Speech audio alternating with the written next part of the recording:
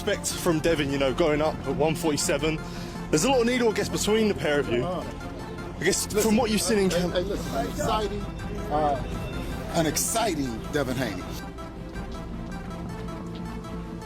Let's sit it right there. I just told you is that if you don't want to fight, then you don't want to fight.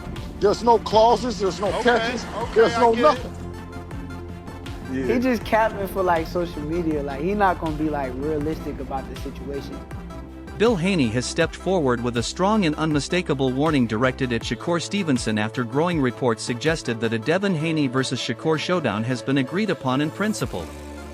Rather than downplaying the rumors, Bill addressed them head-on, making it clear that if the fight becomes official, Shakur will be stepping into the ring with a very different level of challenge than he may be expecting. Shakur Stevenson. I told y'all Dev will beat the out of Shakur Stevenson. Yes, but did you talk to Turkey out of sheet? He gonna beat Rockstar Shakur? Beat the out of Shakur. Rockstar, he gonna beat the out of Rockstar Shakur Stevenson. Beat the Shakur is no different than everybody else. They're all really good. Devin is special. He has the style, he has the confidence, he has the ability to navigate his own career in a way that he's able to fight all of them, and he fares a great chance against all of them. That's something that's special. That's something that's rare. Speaking with visible confidence, Bill Haney emphasized that Shakur would be facing elite speed, sharp defensive instincts, and proven championship experience. According to him, Devin Haney represents a complete fighter, someone who combines discipline with precision and composure under pressure. Bill made it clear there would be no shortcuts, no favorable conditions, and no safety nets. He promised that on fight night, under worldwide attention, any weakness in Shakur's game would be exposed in dramatic fashion. For Bill, this wouldn't just be another title fight, it would be a defining test. Your thoughts on Shakur saying he not fighting Dev unless he got a rehydration clause? Shakur, man, honestly, you know what I mean? Because, you know, I can pop it on channels and like that and do that, you know what I mean? And we can have fun with it. But, you know, over here on the Boxing Voice, right, I want to ask, in or around the division, every bad motherfucker around Devin has gotten an offer to fight, or they've been in the ring, or, I mean, who else has that happened with? All the fights that the people want to see Devin fight, the person that got either a contract or Devin that got in the ring with him. Can we say that about anybody else? The long-discussed clash between Shakur Stevenson and Devin Haney has evolved into one of boxing's most anticipated potential super fights. For years, fans and analysts have speculated about how their styles would match up. Negotiations, rumors, call-outs, and subtle back-and-forth exchanges have kept the possibility alive. The history between the two camps stretches back several seasons, with each fighter building his resume while the boxing world waited for their paths to officially cross. I think that, like, was that ever something that you wanted to consider though? Like, also, because I think people say this narrative was like, yo, if you know you could beat him, just fight him. Yeah, but why would I fight this nigga for the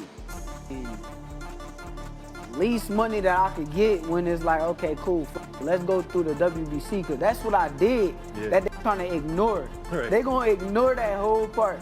I said, WBC, y'all do y'all job, enforce the fight, and we're going to do it that way.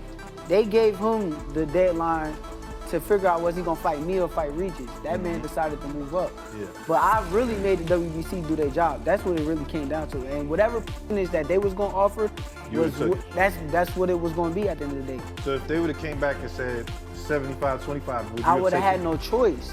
I just try to go around the bullshit that was presented, because that's bullshit. Like, I'm a 2-division world champ. I unified at 130 in one of the biggest fights at 130 pounds. Like, we're gonna be. Stevenson has publicly stated that if the bout were to take place at 147 pounds, he would insist on strict weight conditions after the official weigh-in. His stance suggests a strategic approach, ensuring that no opponent gains a significant size advantage by rehydrating excessively before fight night. In today's boxing landscape, weight management has become a tactical element as important as footwork or timing.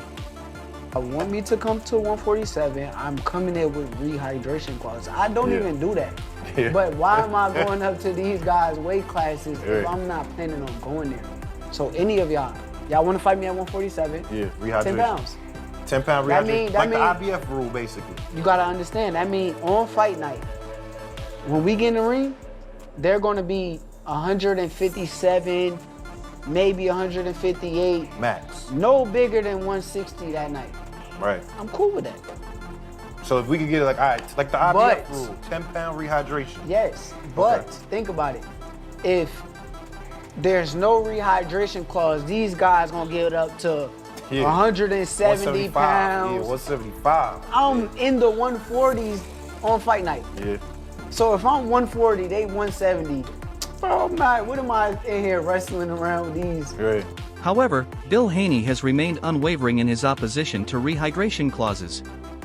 He has made it crystal clear that Devin Haney will not accept limits on how much weight he can regain after the weigh-in.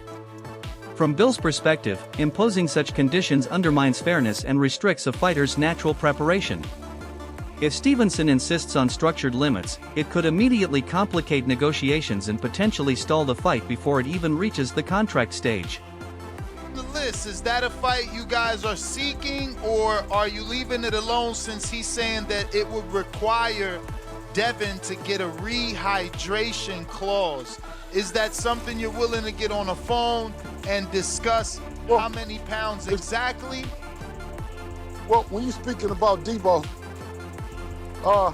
you might hear a whole lot of that's inconsistent with things that you say about normal fighters. When you talk about a generational talent like Dev, you would expect those that are elite to look to have,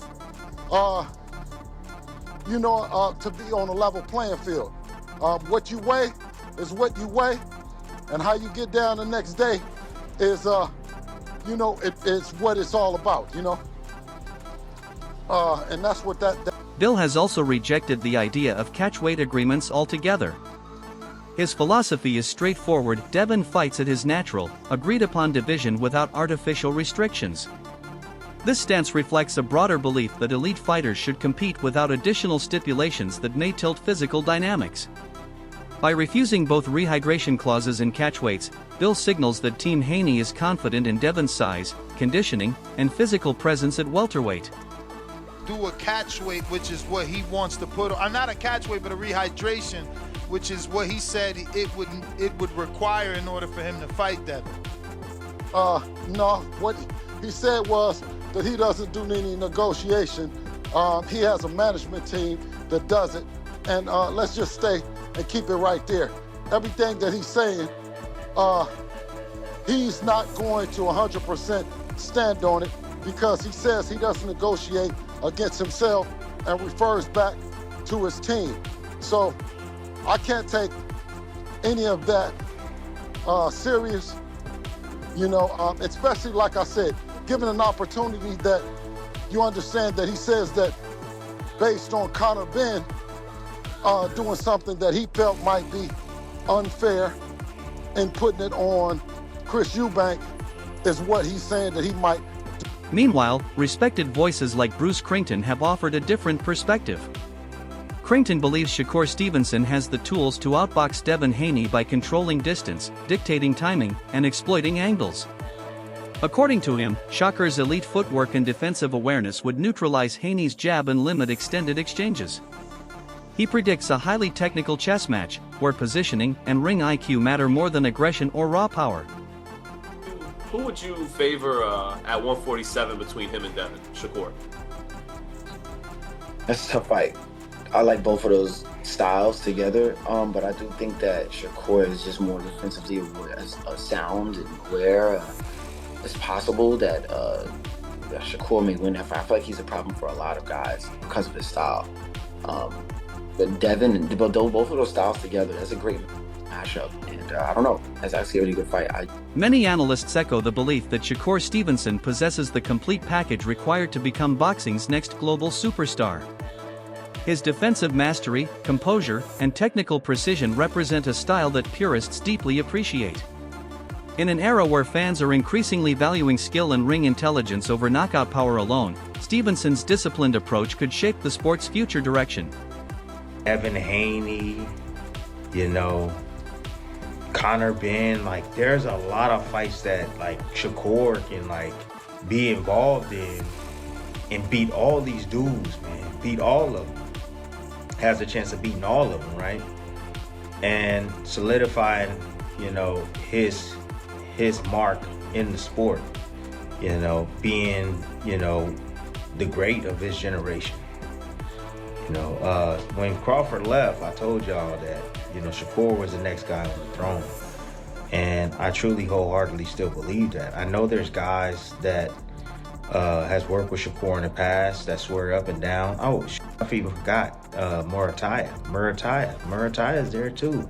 Guys like Andy Cruz. I mean, there's a lot of talented guys that people respect that Shakur has the ability to freaking challenge. Stevenson's ring discipline and calm decision-making separate him from many of his contemporaries.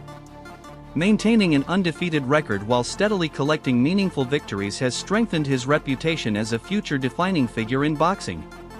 Each performance adds to the perception that he is building something long-term rather than chasing momentary hype. Him fighting all those guys and putting that on his resume, man. We talking about legendary status. We talking about Mount Rushmore type of stuff, you know, because, you know, all these guys are the elite guys of this generation and people respect them. And if Shakur was to beat them, you know, he's going to definitely make his mark heavy in the sport and become extremely popular, you know, even more popular than what Terrence Crawford is right now, you know. And I feel like Shakur can be that face of American boxing that, you know, we've always had. You know, we have Floyd Mayweather. I think he can be as popular as Floyd Mayweather, if not more popular than Floyd Mayweather. You know, so I don't know, man. Guys, you know, tell me what you think. You know, am I tripping?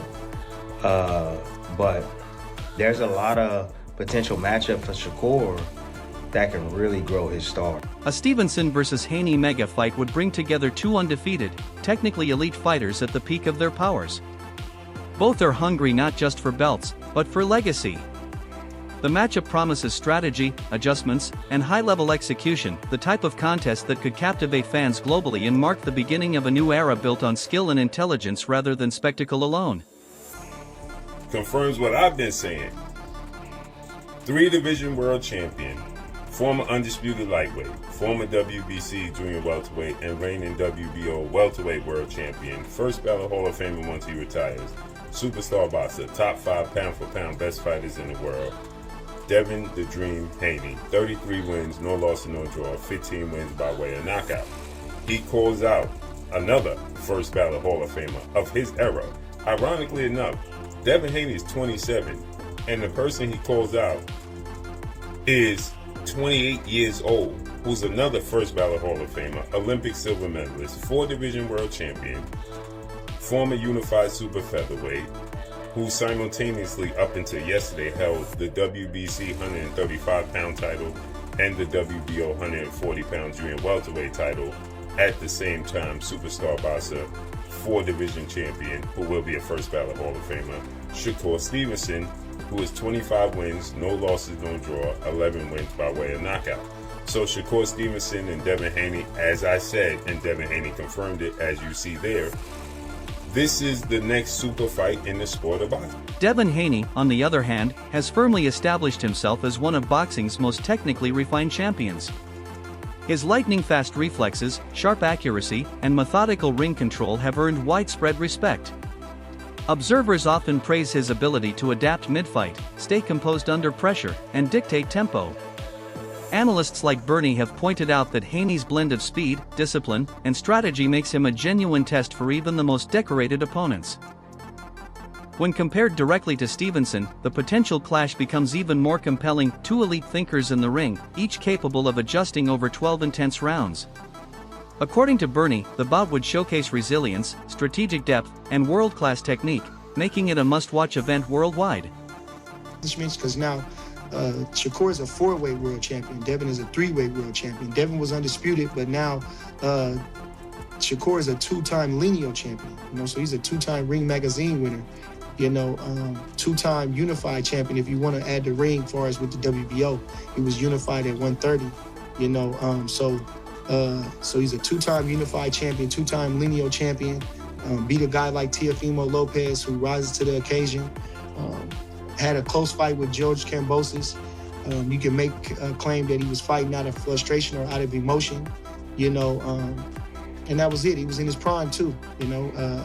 Josh Taylor seemed to be drained at 140, not taken away from Devin, but he was already moving up to 47, they were saying. You know, Lomachenko was a little older and smaller. So, you know, they about even. Greg Hackett has added controversy to the conversation by claiming that Stevenson may be deliberately avoiding Devin Haney. Hackett argues that Haney mirrors many of Shakur's strengths: speed, defense, discipline, and ring IQ, eliminating any stylistic advantage Stevenson typically enjoys. In Hackett's view, Shakur performs best against opponents who are either slower or overly aggressive, allowing him to control range and pace. Against Haney, however, there would be no easy openings and no predictable mistakes. Hackett believes the risk-to-reward balance may not favor Stevenson, especially in a 12-round technical battle where mental sharpness becomes as important as physical skill. Right. He knows Dev has something for him. But he got something for Dev. It's a great fight. He know he could possibly lose to Dev. There's things that Dev understand about boxing that Shakur understand, and he wouldn't be able to just take full advantage of Devin Haney. You know what I mean? They both got an education. That's what I'm saying. This comes down to education. That's why Floyd and them used to yell, "Skills pay the bills. Skills pay the bills." You know what I'm saying? You got to really be in the gym working on your skills package. A lot of these dudes ain't working like they think they working. You know what I'm saying? They in the gym, they sweating. You know what I mean? They're working hard, but the information that's being transferred to them is bull information, and it's showing in the fights. But who am I? Arms, you think of the 5-piece, why everybody want to see Shakur and Devin when Keyshawn called him out? All of those is great fights. Still, many experts reject the idea that Stevenson is avoiding anyone. Instead, they argue he is strategically pursuing fights that maximize his long-term legacy. Reports suggest Stevenson has explored a high-profile clash with Conor Benn, signaling an interest in career-defining opportunities rather than simply taking the next available challenger. This calculated approach reflects ambition. Stevenson appears focused on building a lasting impact, carefully selecting opponents who elevate his reputation and challenge him at the highest level. While some praise this strategy as visionary, others question whether delaying certain matchups could slow momentum. Let's talk about this Shakur and the Conor Benn thing. Shakur's been getting a lot of flack because fans feel like that Shakur is ducking Devin Haney. How do I feel about Shakur ducking Devin Haney? I don't think it's true. I don't think it's a thing. Shakur said he's going to go up, put a rehydration clause on the man to fight him. Is Devin Haney going to take a rehydration clause to fight? If not, I don't think so. So why are we even having the debate about him fighting Devin? It's not like he's fighting a champion to get a random accolade like a belt or something, you know? So it's really irrelevant to even bring up why Shakur is not fighting Devin. He's fighting Conor Benn because he feels like he needs to fight Conor Benn because he disrespected him or whatever the case may be. It's really nothing to it.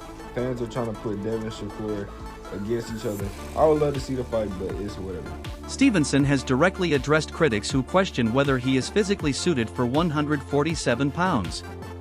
He dismissed concerns about height or size disadvantages, stating that boxing intelligence, preparation, and adaptability matter more than raw dimensions. According to him, his speed, defensive awareness, and strategic mindset allow him to compete with anyone, regardless of physical attributes. By publicly confronting doubts, Stevenson reinforces his ambition to take on elite names and prove that skill can overcome size. His confidence reflects a clear vision to silence critics and cement his legacy against the toughest competition available. Big fights. I like big fights. I like big money fights. I like proving that I'm the best, and I like doing things that people say I can't do. There's a lot of people that will say that I'm too little for Conor Benn, and I can't do it. So it makes for a tremendous fight. It's gonna be a good beef. I like the beef. I like the story behind it, and it's a tremendous fight. Just wanted to follow up on the Conor Benn conversation. I saw him after the fight, and I just asked him. I said, "Hey, would you agree to that rehydration clause?" And he said, "F no." So my question for you is, how does that fight get made then? If he's not going to agree, then we probably don't fight. So he just wasted time. We'll see, but I'm a businessman at the end of the day, and like I said, he did a rehydration clause with Chris Eubank. Chris Eubank was in the ring half. Why can't he do? Adding another layer to the division's drama, Keshin Davis has entered the conversation after an impressive victory of his own. Davis boldly called out Devin Haney, positioning himself as a legitimate contender. Known for his sharp combinations, speed, and relentless pressure, Davis believes he has the style to test Haney at the highest level. Analysts note that his aggression could create intriguing stylistic contrasts against Haney's technical precision. The call-out has generated excitement among fans eager to see whether a new challenger could disrupt the established hierarchy. Already a bright enough star that he'd be willing to take, because, you know, as a businessman, risk reward. You think you bring enough to the table that he'd want to take the fight? He would take the fight. Hopefully, bro. I hope he would take the fight. In terms of answering your question, a bright enough star, he's already entertaining me on Twitter and social media and stuff like that. So I guess he sees some money potential in this fight right here. But what I would like to do is I would like to become champion, because that just speaks for itself. Once I come to champion with the table, you can't play with me. You know what I'm saying? Like, everybody know me. People know me. I can go to the UK and sell. Like, I can go anywhere and sell. My first main event, I sold 10,000 tickets. I sell, period. You know what I'm saying? That's why he's entertaining me, because I am a star. But when I come with that world title, whether I beat Dalton Smith or I go move up a weight and beat Lewis Crocker, once I come with them world titles, it's just a different. Devin Haney has responded by expressing willingness to face Keshin Davis without any special conditions. Bill Haney reinforced that Devin prefers competing at his natural weight without restrictive clauses. This straightforward stance contrasts with discussions surrounding Stevenson's preference for structured weight terms. Meanwhile, Davis has admitted lingering frustration from early career interactions where he felt underestimated by Haney's camp. Despite that history, both fighters now focus on opportunity, growth, and legacy. Their dynamic underscores how boxing negotiations are shaped not only by talent, but by strategy, pride, and long-term career calculations. On the businessman Davis, as I said yesterday, he fights and beats Keyshawn, then guess what? It makes the fight with Shakur and Devin that much bigger, right? Because it's a redemption, it's a storyline, so on and so forth. Devin has history, sparring session. We know the history, right? So Devin Haney wants that fight. As we know, this is not a surprise. This is what Devin Haney does. No stipulations. As father trainer and manager Bill Haney stated yesterday on the Boxing Voice, he stated, why we have to have stipulations, roadblocks.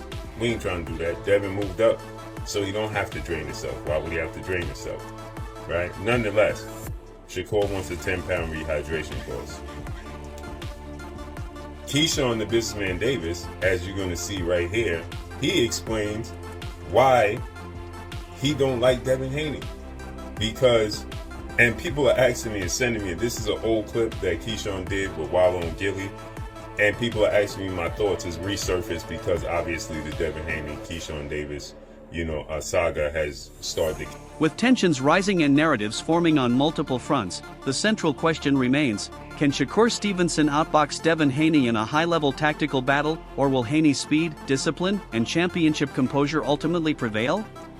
The debate continues to intensify as fans around the world wait for clarity on what could become one of boxing's defining matchups of this generation.